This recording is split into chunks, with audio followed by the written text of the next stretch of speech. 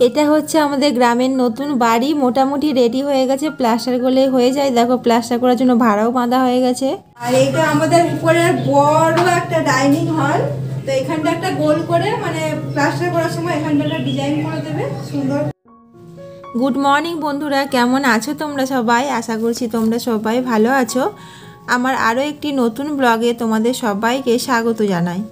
আরও একটি নতুন দিন, নতুন সকাল, আর তোমাদেরকে সাথে নিয়ে আজকের দিনটা শুরু করলাম। এখন বাজে সকাল ওই 6টার মতো।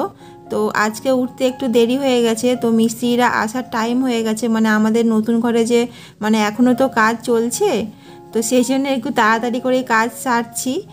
তো মিস্ত্রিরা আসলে আমাকে চা করে দিতে হয়। তো এমনিতে কোনো কিছু খাওয়ার ঝামেলা নেই, তো আমরা তো ফুল কন্ট্যাক্ট দিয়ে দিয়েছি, শুধু আমি মানে খুশি করে চাটা করে দিই, মানে দুবার যে চা খাই চা করে দিই। সকালে আগে উঠে কালকের যে কটা বাসন ছিল সেগুলো দেখো কলের পাড়ে মানে জল দিয়ে ভিজিয়ে দিয়েছি, তারপরে এগুলো একটু ঝাঁট দিয়ে পরিষ্কার করে তারপরে বাসনগুলো ধোবো। আর এই কাঠকুটোগুলো দেখো আমাদের পুরানো ঘরের, মানে 6 মাস ধরে আমি উনানে জ্বালছি, তো এখনও শেষ হয়নি, মানে এখনও মানে এই 6 মাস 1 বছর আমি জ্বালতে পারবো। মানে যখন টাইম পাই, মানে টাইম যখন আমার হাতে বেশি থাকে তখন আমি উনানেই রান্না করে নিই। তো উনান ধরাতে মানে আগে তো পারতামই না, মানে যখন কলকাতা থেকে বাড়ি আসলাম তখন ওই আমার শাশুড়ি বসে বসে উনানটা জ্বালিয়ে দিত, এখন তো আমি একা একাই জ্বালতে পারি। সব কিছু চেষ্টা করলেই হয়, সে উনান ধরানোই হোক আর যে কোনো কাজই হোক। তো কিছুদিন আগে পর্যন্ত, যেমন 6 মাস আগে পর্যন্ত আমি মানে কোনোদিনও ভাবতে পারিনি যে কলকাতা ছেড়ে আমাকে গ্রামের বাড়িতে এইভাবে থাকতে হবে। তো যাই হোক, এখন সব কিছু আমি মানিয়ে নিয়ে থাকতে শিখে গেছি। তো আমাদের প্রত্যেকেরই জীবনে সন্তুষ্ট থাকাটা খুব দরকার, কারণ যে নিজের জীবনে সন্তুষ্ট থাকতে পারে তার সম্পর্কটা কিন্তু সবার সাথেই ভালো হয়। আশেপাশের মানুষ, আত্মীয় স্বজন সবার সাথেই নিজেকে মানিয়ে নিতে পারে, কিন্তু নিজে সন্তুষ্ট থাকাটা কি করে সম্ভব, সেই টিপসগুলোই তোমাদের সঙ্গে শেয়ার করব বা আলোচনা করব। আমি কি করে নিজেকে সন্তুষ্টি রাখি বা এত খুশি থাকি। তো সবার সন্তুষ্টি আবার সমান হয় না, তো এটা সম্পূর্ণ নির্ভর করে চাহিদার ওপর, কার চাহিদা কতটুকু এবং কে কি পাচ্ছে কি পাচ্ছে না, বা সে সন্তুষ্টি কিনা তার ওপর আমাদের জীবন নির্ভর করে। আর সব মানুষের চাহিদা তো আর একরকম হয় না, তাই না? আমার যেটা মনে হয়, তো জীবনে সন্তুষ্টি থাকার প্রথম উপায় হলো নিজের চাহিদাটাকে কম করা। এখন দেখো পুরানো ঘরের সব কাজবাজ সেরে এখন নতুন ঘর পরিষ্কার করার জন্য চলে এসেছি। তো মিস্ত্রিদের চা করে দিয়ে তারপরে আমিও একটু চা খেয়ে নিয়েছি। চা খেয়ে বাসি নাইটিটা চেঞ্জ করে দেখো এখন একটা শাড়ি পরে নিয়েছি। তো শাড়ি পরার কারণ আছে, আজকে মানে একজন আসবেন, মানে আমাদের বাড়িতে আসবে। তো এখানে তো আমাদের গ্রামের দিকে নাইটিটা খুব একটা লোকে ভালো চোখে দেখে না, তো যেহেতু আমি বাড়ির বউ, তো সেই জন্য একটা শাড়ি পরে নিয়েছি, এমনি সুতি ছাপা শাড়ি। আর হ্যাঁ, যেই কথাটা বলছিলাম, মানে আমরা মহিলারা সাধারণত চাহিদা একটু কমই থাকে, মানে অনেক মহিলারা আছেন আবার কিছু ডিমান্ড করে না, আবার অনেক মহিলারা আছে তাদের চাহিদা তাদের স্বামীরাও পূরণ করেও কুল কিনারা পায় না। তো কোনো কিছু দিয়েও, পোশাক আশাক অনেক কিছু দিয়েও তাদের মন জয় করতে পারে না। আবার কিছু মহিলারা আছে, তো তারা বিনা স্বার্থে শুধুমাত্র ভালোবাসার বিনিময়ে, মানে একটু ভালোবাসা বা পরিবারের মানুষের কাছ থেকে ভালো ব্যবহারের মাধ্যমে নিজেকে উৎসর্গ করে দেয়, মানে নিজের সংসারের কাজের মাধ্যমে। তো বেশিরভাগ মহিলারাই এমনটাই হয়, তো ওই জন্যই মহিলারাই সংসারটাকে ধরে রাখতে পারে। তবে মহিলারা এবং পুরুষরা দুজনকেই আমি বলবো যে নিজেদের চাহিদা কম করো, মানে যতটুকু প্রয়োজন ততটুকুই নাও। অতিরিক্ত খরচ বা পোশাক আশাক, অতিরিক্ত কেনাকাটা, শপিং, তারপরে খাওয়া দাওয়া, অতিরিক্ত খাওয়া দাওয়া আর কি যেটাকে বলছি, অতিরিক্ত খুব বেশি জিনিসটাই খারাপ। তো কী দরকার, আমাদের প্রয়োজনের তো আর শেষ নেই, তাই না? তো সেই প্রয়োজনটাকে লিমিটেড করাটা দরকার, মানে জীবনে যার চাহিদা যত কম, মানে দেখবে জীবনে সেই বেশি সুখী। খুব গরিব মানুষগুলো আবার খুব বেশি সুখী হয়, জানো তো? তার কারণ হচ্ছে, তো গরিব মানুষের চাহিদাগুলো খুব কম থাকে, শুধুমাত্র 3 বেলা পেট ভরে খাওয়া বা কোনো রকম পড়া, আর যেন সুস্থভাবে থাকে, মানে যেন সারা জীবন খেটে খেতে পারে আর কি, ব্যাস এইটুকুই তাদের চাহিদা। মানে পোশাক আশাক স্বাচ্ছন্দ্য বা লোক দেখানোর এই সমস্ত জিনিসের কোনো তাদের চাহিদা থাকে না। এই জন্যই গরিব মানুষগুলো খুবই সুখী থাকতে পারে। আর যত বেশি মানুষের মধ্যে শো করা, নিজেকে দেখানো, নিজেকে উঁচু ভাবা, এই মানসিকতা যতদিন থাকবে ততদিন, মানে যতই থাকুক না কেন সম্পত্তি টাকা পয়সা, সে কোনো দিনও সুখী হতে পারবে না। তো আমার দিক থেকে আমি একটু অন্য রকম, মানে আমার যারা পুরানো বন্ধু আছে তো তারা জানে যে আমি একটু কেনাকাটা বা শপিং মানে একটু কমই করি। সবসময় টাকা পয়সা বাঁচিয়ে চলার চেষ্টা করি। যা টাকা থাকে নয় সেভিংস বা সোনার গয়না করি, যা ভবিষ্যতে কাজে আসবে। সেটা প্রত্যেক মাসে করতে হবে এমনটা না, তো বলছি যখন টাকা থাকে আর কি আমি একটু কেনাকাটা বা বাড়তি জিনিসগুলো একটু কমই শপিং করি। এখন দেখো ঘরের কাজকর্ম সেরে আর উনানে রান্না বসিয়ে দিয়েছি। তো আমি তোমাদের বললাম না যে হাতে আমার সময় থাকলে আমি উনানে বসে বসে রান্না করি। তো আজকে দেখো আমাদের রান্না হচ্ছে মাছের ঝোল, আর আমার জায়েদের নোটে শাক দিয়েছিল, তো শাকগুলো ভাজা করব, আর নোটে শাকে যে ডাঁটাগুলো আছে ওই ডাঁটাগুলো আলু দিয়ে একটা চচ্চড়ি করব। আর যা বলছিলাম দেখো, প্রয়োজনের বেশি জামা কাপড় কেনা বা ঘরের কোনো জিনিসপত্র কেনা, তো এগুলো তো ভবিষ্যতে কোনো কাজেই আসবে না। মানে কোনো বিপদে পড়লে সেভিংসের টাকা বা সোনার গয়নাগুলোই কিন্তু কাজে আসবে। তো ওই জন্য যতই দামি দামি জামা কাপড় কেনো বা ঘরের জিনিসপত্র কেনো, কোনো বিপদে পড়লে কেউ কিন্তু 10 টাকাও দেবে না। তাই নিজেদের চাহিদাগুলো একটু কম করো, দেখবে অনেকটাই খুশি থাকতে পারবে। আর একটা কথা বলবো, হার স্বীকার করতে শিখো। জেতার সঙ্গে হারটাও খুব দরকার।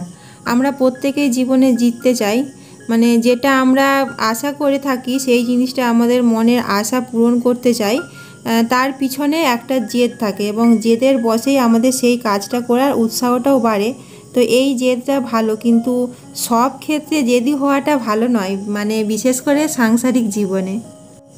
স্বামী স্ত্রীর বন্ডিং যখন ব্যাপারটা আসে তখন দেখা যায় স্বামী স্ত্রী যখন মতভেদ হয়, তর্ক বিতর্ক হয় এবং একটা সময় জেদাজেদি বিপুল পর্যায়ে চলে আসে, মানে আমি তো বলবো যে কোনো একজনকে হার স্বীকার করতে হবে। মানে হেরে যাওয়াটার মধ্যে জেতা আছে, তো তুমি যদি নিজে থেকেই হেরে যাও তাহলে দেখবে তুমি কিন্তু ছোট হয়ে যাবে না, সব কিছু শান্ত হয়ে যাবে। স্বামী বা স্ত্রী দুজনের মধ্যে একজনকে হার স্বীকার করতে হয়, আর আমার তো মনে হয় স্ত্রীদেরই বেশি হার স্বীকার করতে হয়। তো এটা দরকার হলে করে ফেলবে। তো সংসারকে সুন্দর করে মেনটেন করার জন্য, সাজানোর জন্য, বাচ্চাদের মন মানসিকতার ওপর যাতে খারাপ প্রভাব না পড়ে, তো ওই জন্য মেয়েদের একটু হার স্বীকার করতেই হয়। দেখো এইটা হচ্ছে আমাদের গ্রামের নতুন বাড়ি। তো আগের ভিডিওতেও আমি দেখিয়েছি। তো আমাদের পুরো ঘর কমপ্লিট হয়ে গেছে, মানে গাঁথুনিটা কমপ্লিট হয়ে গেছে, এবার প্লাস্টার হবে। তো দেখো বাঁশ দিয়ে আজকে ভাড়া বাঁধা হয়েছে।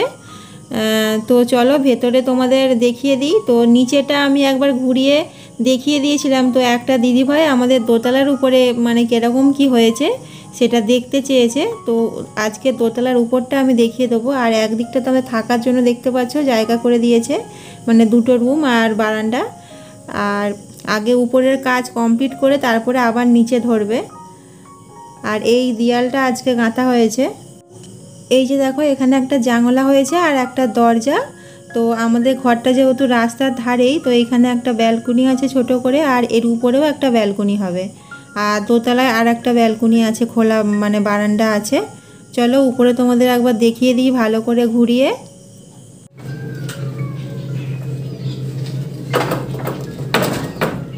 এই দেখো আমাদের প্লাস্টার হবে বলে এই যে সব পাটাগুলো আজকে সব তৈরি করেছে, আর ওই দিকটা সব ভাড়া বাঁধা হয়ে গেছে।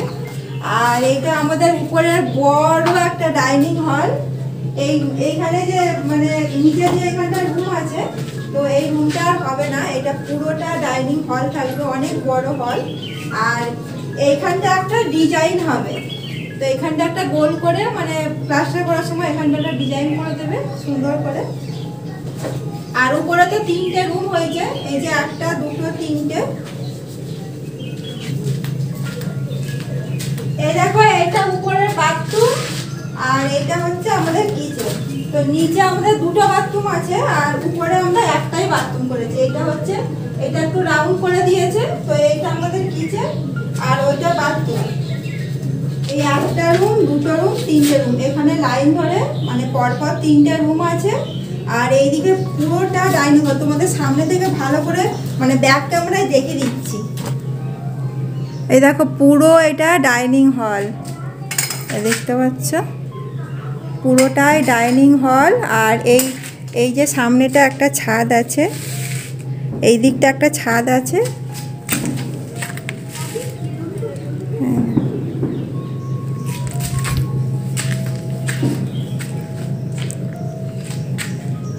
ওই একটা রুম।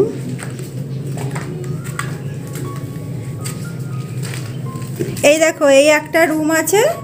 তো নিচে যা আছে একই রকম সেম রুম হয়েছে। নিচে যেই রুমটায় এখন আছি সেই রুমটার মতনই হয়েছে। আর এইখানটা একটা মানে দুটো রুম আছে। এই যে একটা রুম, এই যে